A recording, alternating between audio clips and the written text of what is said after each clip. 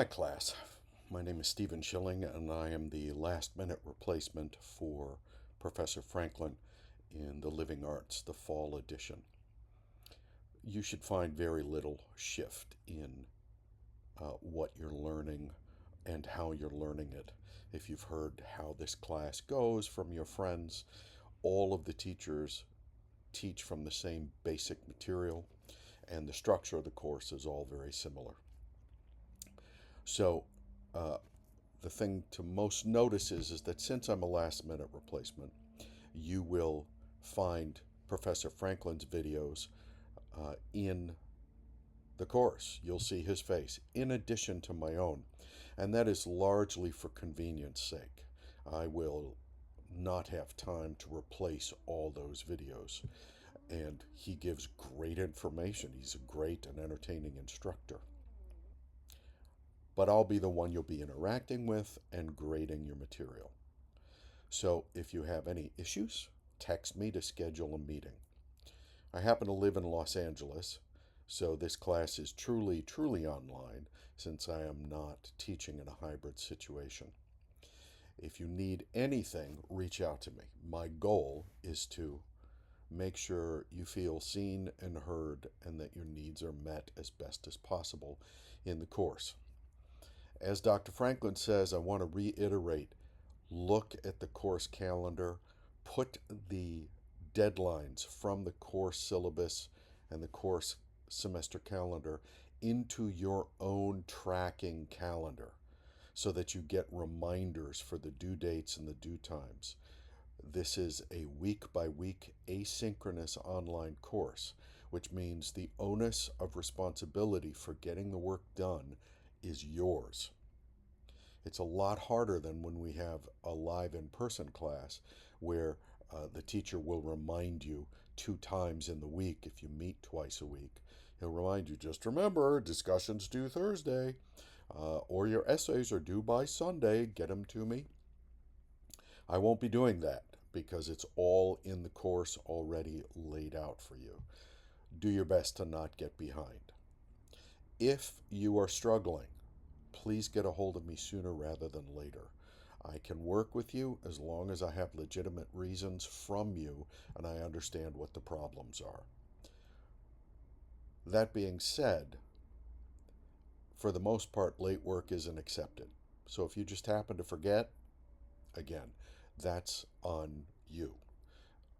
If something's going on in your life that is really impacting stuff, get a hold of me before the assignment is due rather than after. It just makes it easier for everybody. The last thing I want to say is that art is all around us in that we live in an advertising culture. And the arts are used brilliantly and very subjectively to get us to buy things. And as such, those arts become almost invisible to us. Their effect is meant to be subliminal, to try and get us to do something. But the arts we're studying this semester and our responses to the arts we're studying this semester are meant really to teach us to check in with our feelings and our thoughts about those feelings. In this course, if you don't have a strong response to a piece of art, then somewhere along the way that art has failed for you. It might work great for the person sitting next to you. I'll give you a personal brief example. And I went to MoMA, the Museum of Modern Art, and the museum officially opened. I wandered into 2 rooms. One had my first ever Jackson Pollock. Now, I've seen Jackson Pollock's artwork in photograph form, but photos really cannot do Pollock justice. So for the first time, I understood the layering, the texturing, and the placement, the choices he made. And I will write more about this in the course, about how his form of abstract art can seem like a child just spattering paint. And that's not what's happening at all. The effect was pretty overwhelming to see it live. But then I walked into the Monet room next door. And I walked in because there was an 18-foot long painting. And I was like, I never knew he did anything this large. And it was gigantic, and it was gorgeous, and it was from his lilies collection. And then I walked almost face first, smack dab, into a 4 foot by 5 foot painting of his water lilies. And I was literally struck dumb.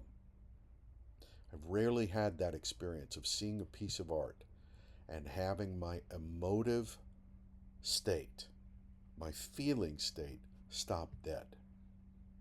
And then I noticed I was weeping, completely unbidden. And by weeping, I don't mean crying. Oh my God, it's so beautiful. It wasn't that. What I was having was just a pure sensorial experience. And my tear ducts just opened. I just sat there, absorbing the beauty of this painting. It was more than overwhelming, it was consuming. It was one of the most glorious artistic experiences I've ever had. And for many of you, I would wager that the only thing that might come close for you is hearing a piece of music that you genuinely love, that takes you by surprise, or a film that has genuinely transported you.